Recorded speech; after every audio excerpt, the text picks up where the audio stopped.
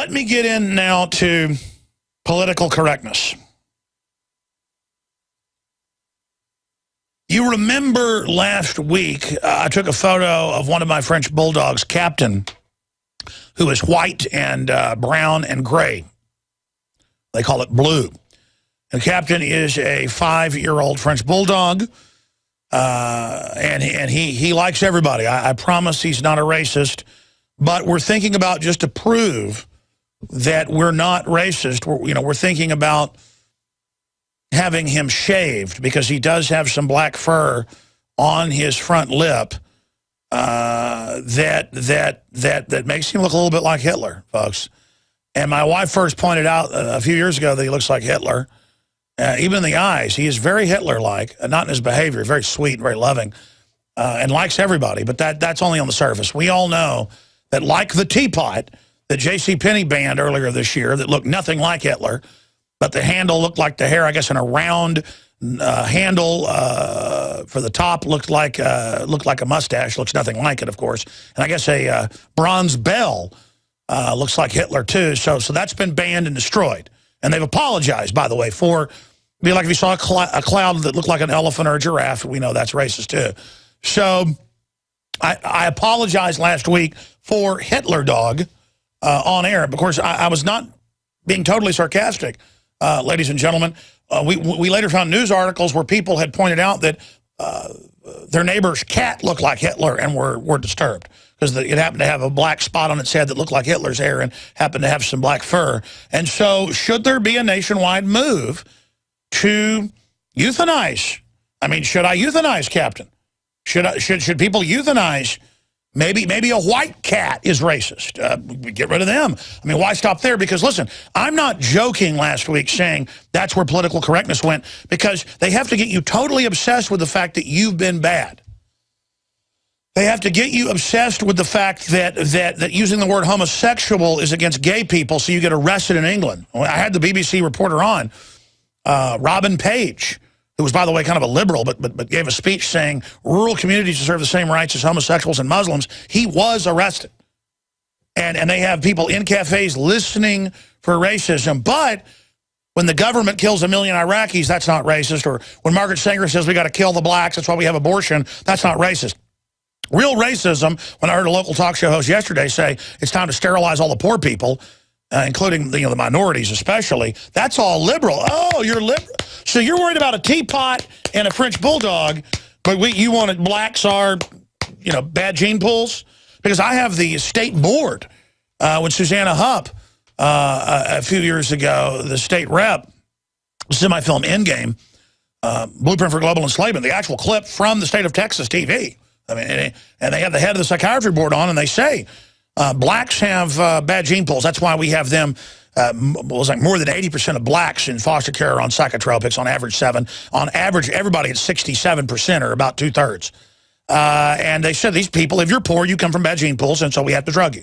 No judge, no jury, no nothing. Antipsychotics for 3-year-olds that brain damage them, because, blacks have bad gene pools. So if you say blacks don't have good genes, well, well, that's fine. You want to kill them? Oh, well, that's reasonable. But if it's a teapot, whoa, it looks like Hitler. They are creating mass mental illness in the public. So see, I'm not really joking about my dog being Hitler.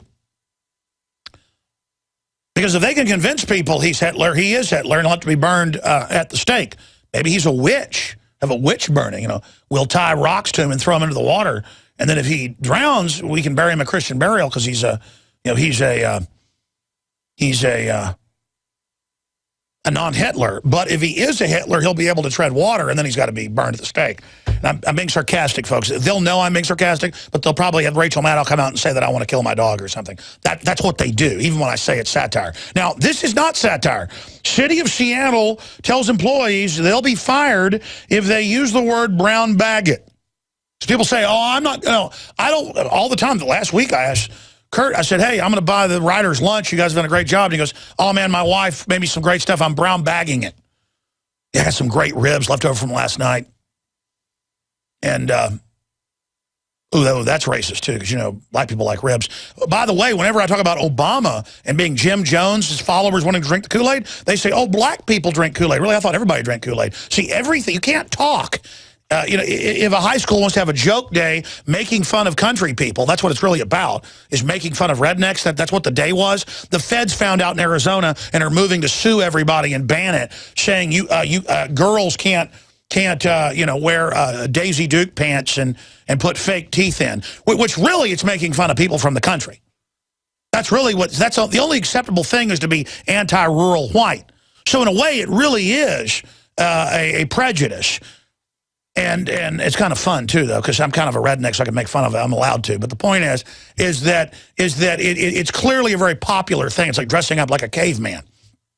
Well, thank God for the caveman. But the point is that that's what this is all about. And so it's about getting you obsessed with everything that's not real so that you ignore all the real foreign banks stealing $85 billion a month of taxpayer money, General Motors being shipped overseas, our power plants being shut down. That's the globalists discriminating against us all. But see, as long as they can divide and conquer us, everything's okay. So, but it gets worse. You can't say the word citizen because you're not allowed to. That might hurt people that aren't citizens. Just like in San Francisco and Texas, or was it in Dallas too, it happened a few years ago. You're not allowed, it was Hispanic students at one school wearing, one of them, it started when he wore an American flag shirt, just American apparel.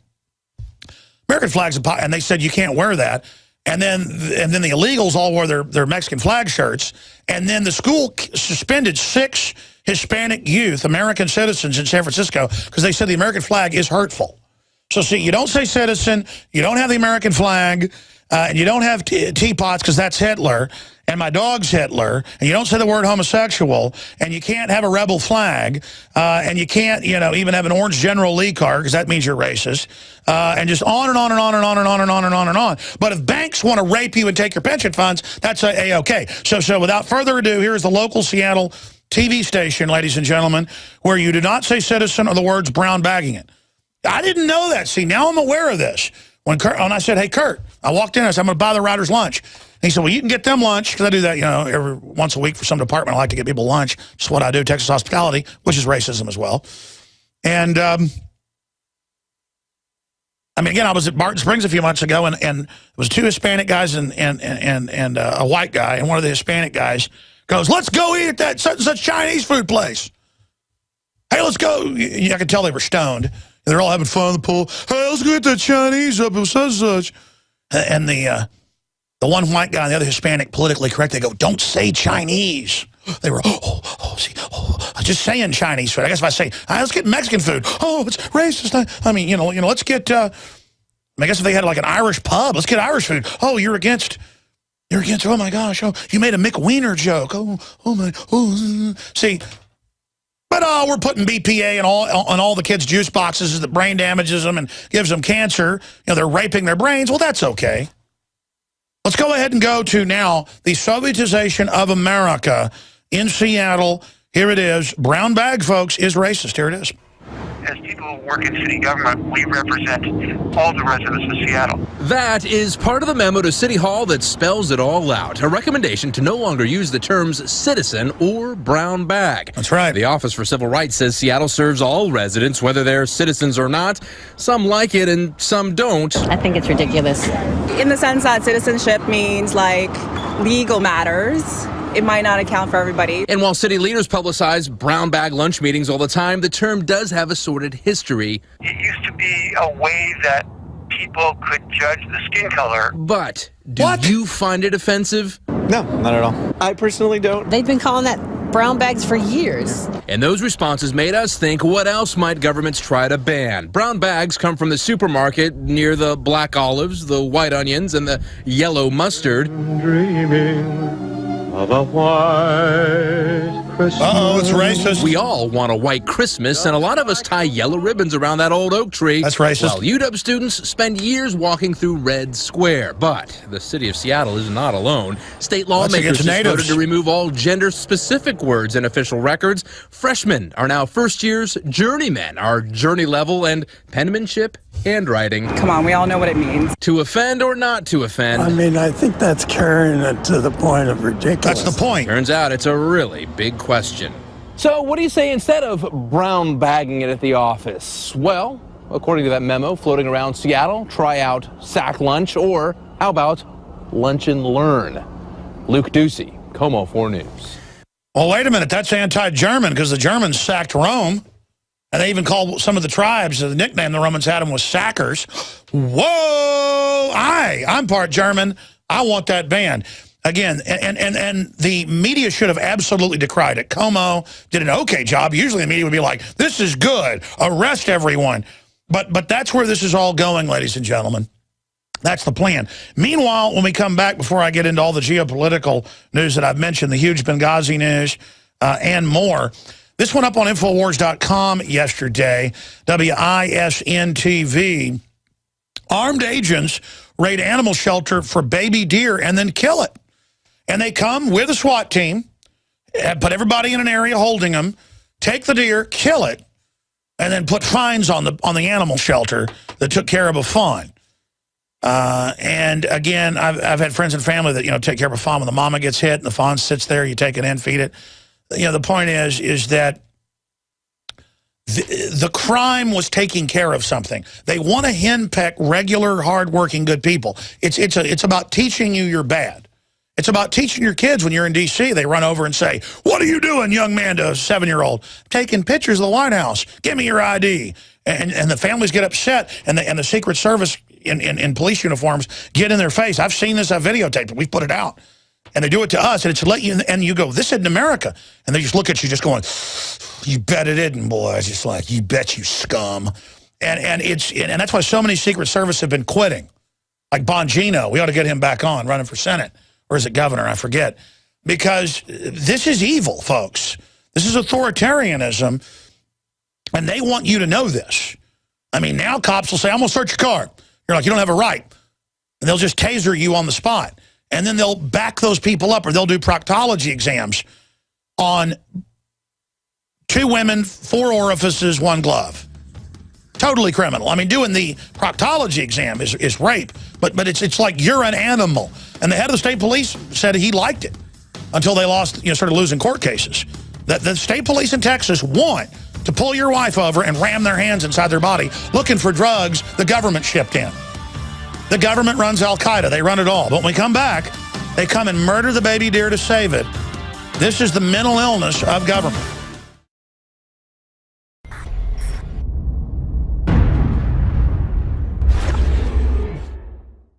Because there's a war on for your mind. That has been our motto here at InfoWars for my 18 years of battle against the globalist. And now we see the open announcements of global, private, corporate tyranny over our governments. That's what the New World Order is an unaccountable private combine of organized crime engaged in corporate takeovers of nation states and the conscious attempt to abolish basic rights and fundamental liberties. Infowars.com is not just leading the charge against this here in the U.S. or North America. We are leading the charge worldwide. And that's because our listeners, our viewers, our supporters, fellow freedom lovers like you across the planet resonate with our message of liberty and telling it like it is. And that's why for the last 2 years especially, I have thrown everything I've got, my time, my energy, our backup capital, everything into really trying to awaken the sleeping giant that is humanity.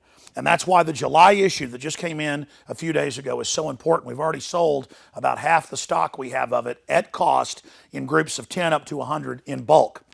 It covers the entire NSA spy grid, how it ties in worldwide, how it's not about stopping terrorists, but about suppressing and dominating and controlling the free press and political opposition. And in this magazine, we don't just have 3 free bumper stickers like I did a few months ago. We have 10 bumper stickers, 4 full-size ones with amazing messages guaranteed to get people thinking like America has been occupied by globalist forces. Infowars.com. Listen to Alex Jones at Infowars.com. Infowars.com. Forbidden information. Listen to Alex Jones. Infowars.com. And then on top of it, 6 medium-sized bumper stickers with the message as well. These are key to post in legal and lawful areas on your book bag, your computer, your car, or to give friends and family. I have printed 500,000 of these bumper stickers. Only half of this month's run of magazines has them. So when you purchase them in bulk or you're a 12-month subscriber, you will get the special issue. And I can't afford to do this every month, so it's going to be quite a while until we do this again. Please take advantage of this. Buy them in bulk and give them to your friends and family and encourage them to get these bumper stickers out, because with 500,000 stickers, we can reach tens of millions of people with the message of truth. They want to collectivize us. They want to bankrupt us. They want to drive us into their arms to control us. They want to dumb us down. But the sleeping giant that is free humanity is awakening. So I want to thank you all for your support. I want to encourage everybody to go to InfoWarsStore.com and to get a 12-month subscription or to give a gift subscription. Imagine 12 of these coming to your friends or family's door to wake them up. Or to give a gift subscription to the local police department or your local congressman or woman. This is how we're going to affect change, voting with our dollars and voting with our time. Again, visit InfoWarsStore.com today to subscribe, to get the magazine in bulk, or to give a gift subscription, or to give yourself a subscription to wake up friends and family. I am all in. I am committed 110% to not mince words and to not back off and to boldly confront the globalist. And our listeners and supporters are info warriors who aren't behind us, they're right beside us. So I want to thank all of you that have supported us in the past, and I want to encourage all of you out there who may be on the fence, that know this information is true, but have been scared to take action. You had better be scared of not taking action and letting this monstrous system come to fruition. Now is the time to commit. Now is the time to say which side of history you're on. Now is the time to stand against the globalist and the New World Order. And regardless of whether you get this July issue, this July 4th Resistance to Tyrants issue, spread the word about liberty, resist corruption in your area. Millions of us doing little things can move mountains together. I'm Alex Jones signing off for Infowars.com and the Infowars team.